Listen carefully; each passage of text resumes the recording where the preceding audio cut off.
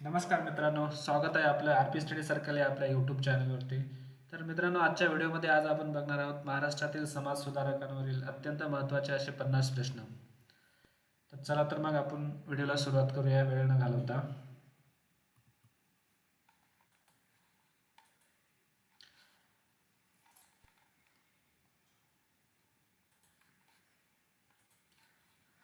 तर मित्रांनो, पहिला प्रश्न आहे, सत्यशोधक समाजाची स्थापना कोणी केली?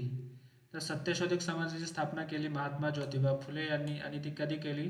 तर सप्टेंबर 24, 1873. कुठे केली? तर पुणे येथे. पुढचा प्रश्न, मानव धर्म सभा या संस्थेची स्थापना कोणी केली? त्याचं उत्तर आहे दादोबा पांडुरंग तरखडकर यांनी आणि तारीख होती 22 जून 1844. कुठे केली? तर सुरतमध्ये.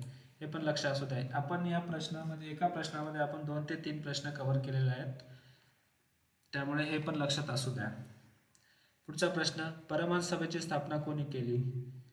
तर त्याचं उत्तर आहे दादोबा पांडुरंग तरखडकर आणि कधी केली? तर 31 जुलै 1849 मध्ये मुंबई येथे.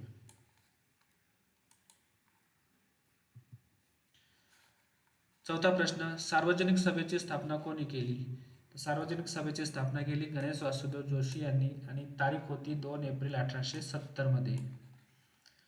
मित्रांनो, तारीख ही लक्षात असू द्या, कारण कधी कधी असं विचारतात की सार्वजनिक सभेची स्थापना कधी झाली, आणि नाहीतर कधी कधी जोड्या लावायला विचारल्या जाऊ शकते की सार्वजनिक सभा, प्रार्थना सभा आणि त्यांचे स्थापनेचे वर्ष दिले जाते. तर तुम्ही त्यांची तारीखही लक्षात असू द्या. पुढचा प्रश्न आहे, मुंबईचे शिल्पकार म्हणून कोणास ओळखले जाते? तर मुंबईचे शिल्पकार म्हणून नाना शंकर शेट यांना ओळखले जाते. पुढचा प्रश्न आहे, बॉम्बे नेटिव्ह एज्युकेशन सोसायटी या संस्थेची स्थापना कोणी केली? तर या संस्थेची स्थापना केली नाना शंकर शेट यांनी. तर कोणत्या कोणत्या वर्षी केली? तर 1823 मध्ये.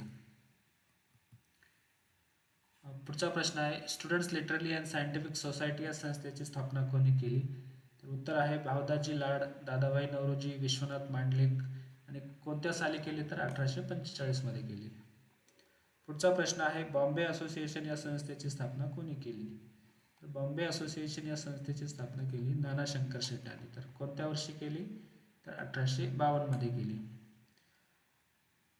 पुढचा प्रश्न आहे, नाना हे मुंबईचे अनभिषिक्त सम्राट होते या शब्दात नाना शंकर शेट यांच्या कार्याचा गौरव कोणी केला होता?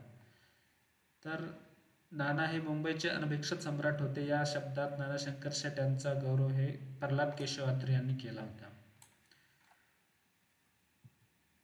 पुढचा प्रश्न आहे, मराठी वृत्तपत्राचे जनक म्हणून कोणास ओळखले जाते? तर मराठी वृत्तपत्राचे जनक म्हणून आचार्य बाळशास्त्री जांभेकर यांना ओळखले जाते आणि यांचा जन्मदिवस हा पत्रकार दिन म्हणून साजरा केला जातो, तो म्हणजे 6 जानेवारी. आणि पुढचा प्रश्न आहे, दर्पण हे मराठी भाषेतील पहिले साप्ताहिक कोणी सुरू केले होते? तर दर्पण हे मराठी भाषेतील पहिले साप्ताहिक सुरू केले होते आचार्य बाळशास्त्री जांभेकर यांनी. तर कोणत्या साली केले होते? तर 1832 मध्ये केले होते. आणि दिग्दर्शन हे त्यांचे एक मासिक सुद्धा आहे, हे पण लक्षात असू द्या. पुढचा प्रश्न आहे, मराठी भाषेचे पणिनी म्हणून कोणास ओळखले जाते? तर मराठी भाषेचे पणिनी म्हणून दादोबा पांडुरंग तरखडकर यांना ओळखले जाते. पुढचा प्रश्न आहे, प्रभाकर हे साप्ताहिक कोणी सुरू केले होते? तर प्रभाकर हे साप्ताहिक सुरू केले होते भाऊ महाजन यांनी. आणि भाऊ महाजन यांचे पूर्ण नाव काय होते? तर गोविंद विठ्ठल कुंटे. प्रश्न 14वा, लोकहितवादी म्हणून कोणास ओळखले जाते? तर लोकहितवादी म्हणून गोपाळ हरी देशमुख यांना ओळखले जाते. प्रश्न 15वा, ज्ञान ही शक्ती शहाणपणाची अंगी सर्वी आहे या शब्दात शिक्षणविषयक विचार कोणी मांडले? तर याचं उत्तर आहे गोपाळ हरी देशमुख यांनी. प्रश्न 16वा, विष्णुबुवा ब्रह्मचारी यांचे पूर्ण नाव काय होते? तर विष्णुबुवा ब्रह्मचारी यांचे पूर्ण नाव होते विष्णू भिकाजी गोखले. पुढचा प्रश्न, विष्णुबुवा ब्रह्मचारी यांचे ग्रंथ. तर विष्णुबुवा ब्रह्मचारी यांनी कोणकोणते ग्रंथ लिहिले ते खालीप्रमाणे आहेत. त्यांनी लिहिले होते भावार्थ सिंधू, वेदोक्त धर्मप्रकाश, बोधसागर रहस्य, सेतबंधुनी टीका. विष्णुबुवा ब्रह्मचारी यांनी कोणत्या वृत्तपत्रातून वैदिक धर्मावरील टीकेला चोख प्रत्युत्तर दिले होते? तर त्यांनी वैदिक धर्मावरील टीकेला चोख प्रत्युत्तर दिले होते, ते त्याचं वृत्तपत्राचं नाव आहे वर्तमान दीपिका. पुढचा प्रश्न आहे, मुलीची पहिली शाळा कोणी सुरू केली होती? तर मुलीची पहिली शाळा ही सुरू केली होती महात्मा ज्योतिबा फुले यांनी. तर ती कधी सुरू केली होती? तर 1848 मध्ये पुणे या ठिकाणी. बालहत्या प्रतिबंधक गृहाची स्थापना कोणी केली होती? तर बालहत्या प्रतिबंधक गृहाची स्थापना केली होती महात्मा ज्योतिबा फुले यांनी. तर आणि कोणत्या साली केली होती? तर 1863 मध्ये केली होती. पुढचा प्रश्न आहे. पुढच्या प्रश्नात आपण महात्मा ज्योतिबा फुले यांनी कोणकोणते ग्रंथ लिहिले ते दिले आहे.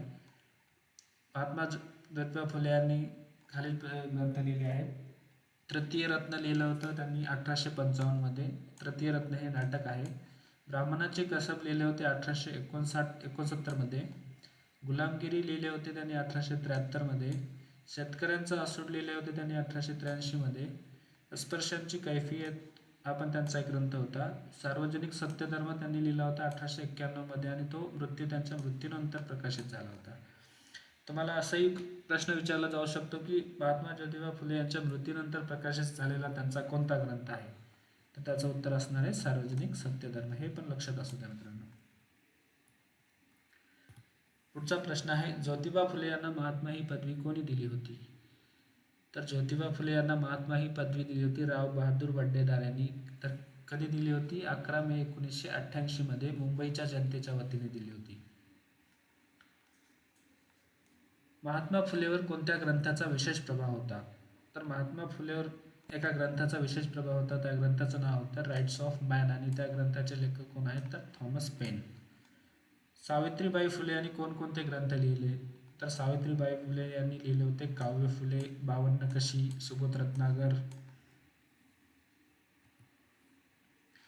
प्रश्न 25. पुनर्विवाह उत्तेजक मंडळ या संस्थेची स्थापना कोणी केली?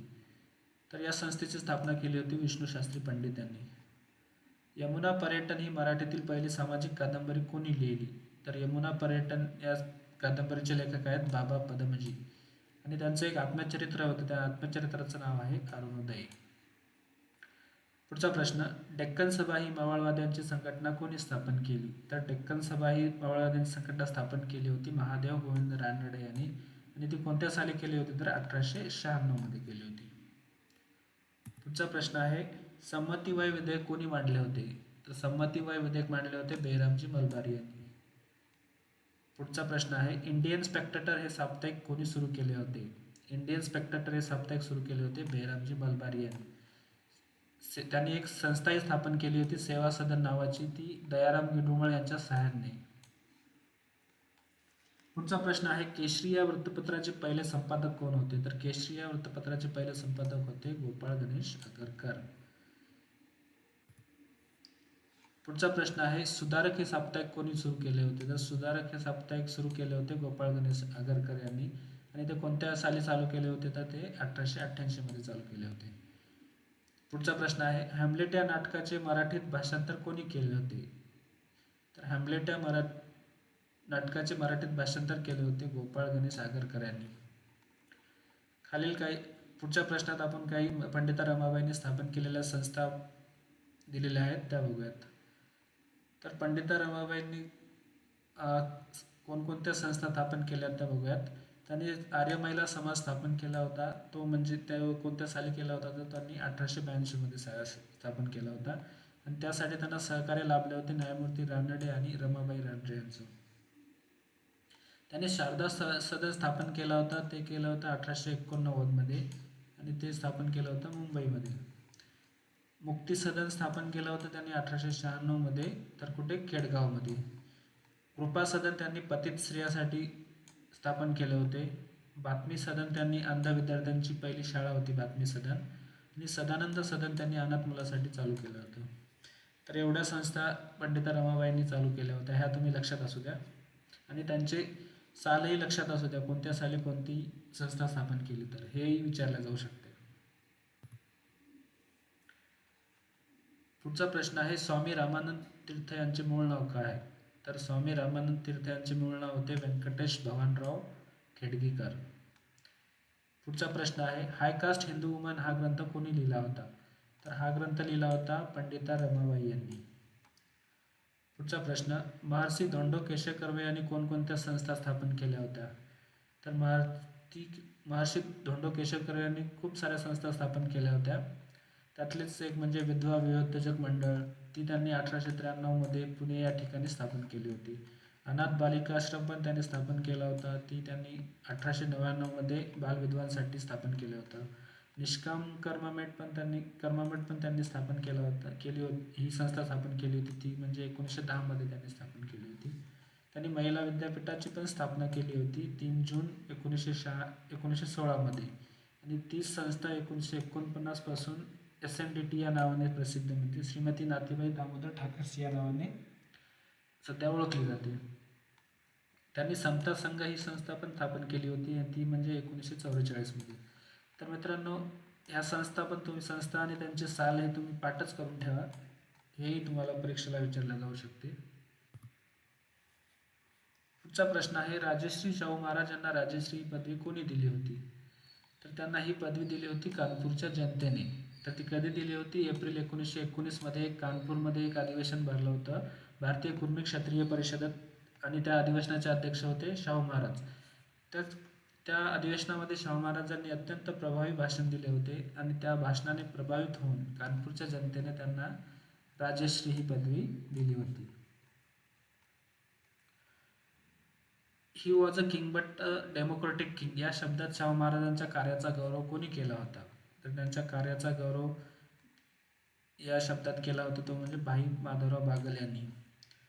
शाहू महाराजांनी बाबासाहेब आंबेडकर यांच्या कोणत्या वृत्तपत्राला आर्थिक मदत केली होती? तर शाहू महाराजांनी बाबासाहेब आंबेडकरांच्या एका वृत्तपत्राला आर्थिक मदत केली होती, ते म्हणजे मूक नायक हे वृत्तपत्र, आणि ते पाक्षिक होते. त्याची स्थापना कधी झाली होती? 31 जानेवारी 1920 आणि 2,500 रुपयांची त्यांनी मदत केली होती. पुढचा प्रश्न आहे, पीपल्स एज्युकेशन सोसायटी या संस्थेची स्थापना कोणी केली? तर पीपल्स एज्युकेशन सोसायटी या संस्थेची स्थापना केली होती डॉक्टर बाबासाहेब आंबेडकर यांनी, आणि ती कोणत्या साली केली? तर 1946 मुंबई या ठिकाणी. स्वतंत्र मजूर पक्षाची स्थापना कोणी केलेली? तर या स्वतंत्र मजूर पक्षाची स्थापना सुद्धा डॉक्टर बाबासाहेब आंबेडकर यांनीच केली होती, आणि त्या स्थापने कधी केली होती? तर 15 ऑगस्ट 1936. पुढचा प्रश्न, बाबासाहेब आंबेडकर यांच्या कोणत्या वृत्तपत्रांच्या शीर्षभागी संत तुकाराम महाराजांची वचने होती? याचं उत्तर आहे मूक नायक, आणि तो वचन काय होतं? तर काय करू आता धरून या भीड, हे लक्षात असू द्या. पुढचा प्रश्न, बाबासाहेबांनी कोणकोणते ग्रंथ लिहिले होते? तर बाबासाहेबांनी खूप सारे ग्रंथ लिहिले होते, त्यापैकी आपण काही बघूयात. त्यांनी लिहिलेला ग्रंथ म्हणजे हू वेअर शुद्राज, दुसरा ग्रंथ म्हणजे थॉट्स ऑन पाकिस्तान, तिसरा ग्रंथ द प्रॉब्लेम ऑफ रुपीज, चौथा ग्रंथ बुद्ध अँड हिज धम, पाचवा ग्रंथ द अनटचेबल्स, 6वा ग्रंथ कास्ट इन इंडिया. हे ग्रंथाचे नाव तुम्ही पाठच ठेवा, बाबासाहेब आंबेडकरांनी लिहिलेले. याच्यापैकी कोणताही तुम्हाला परीक्षेत विचारला जाऊ शकतो की द अनटचेबल्स हा ग्रंथ कोणी लिहिला, किंवा कास्ट इन इंडिया हा ग्रंथ कोणी लिहिला. तर हे ग्रंथाचे नाव तुम्ही पाठच करून ठेवा. पुढचा प्रश्न आहे, बहिष्कृत भारत या पाक्षिकाच्या शीर्षभागी कोणत्या संतांचे वचन होते? तर त्या बहिष्कृत भारत या पाक्षिकांच्या शीर्षभागी होते संत ज्ञानेश्वर महाराजांचे वचन. पुढचा प्रश्न आहे, ग्रामगीता या ग्रंथाचे लेखक कोण आहेत? तर ग्रामगीता या ग्रंथाचे लेखक आहेत तुकडोजी महाराज. पुढचा प्रश्न आहे, संत गाडगेबाबांचे पूर्ण नाव काय होते? तर संत गाडगेबाबांचे पूर्ण नाव होते डेबूजी झिंगरोजी जानोरकर. पुढचा प्रश्न आहे, सिंहाला पाहावे वनात, हत्तीला पाहावे रानात, तर गाडगेबाबांना पाहावे कीर्तनात या शब्दात गाडगेबाबांचा गौरव कोणी केला होता? तर याचं उत्तर आहे आचार्य अत्रे यांनी. पुढचा प्रश्न आहे, समता समाज संघ या संघाची स्थापना कोणी केली? तर समता समाज संघ या संघाची स्थापना केली होती डॉक्टर बाबासाहेब आंबेडकर यांनी, आणि ती कोणत्या साली केली होती? तर 1927. पुढचा प्रश्न आहे, मुंबई कामगार संघाची स्थापना कोणी केली? तर मुंबई कामगार संघाची स्थापना केली होती नारायण लोखंडे यांनी. आणि पुढचा प्रश्न आहे, श्रीपती शेषाद्री प्रकरण ज्या समाज सुधारकांशी संबंधित होते त्यांचे नाव काय होते? तर त्यांचे नाव होते बाळशास्त्री जांभेकर. तर मित्रांनो, तुम्हाला व्हिडिओ आवडला असेल तर नक्की व्हिडिओला लाईक करा, कमेंट करा आणि चॅनलला सबस्क्राईब करा. मित्रांनो, मी यामध्ये तुम्हाला असे काही पर्याय वगैरे दिलेले नाही, डायरेक्ट प्रश्न आणि उत्तर दिले, त्यामुळे कसं की तुमचाही वेळ वाचेल जास्त, की एक प्रश्न सांगितल्यानंतर त्याचे पर्याय वाचून दाखवायचे आणि नंतर उत्तर सांगायचं, त्यामध्ये वेळ पण जातो. त्यामुळे मी तसं न करता डायरेक्ट प्रश्न आणि उत्तरच दिलेले आहेत. तर मी आशा करतो की माझा व्हिडिओ तुम्हाला नक्की आवडला असेल. धन्यवाद.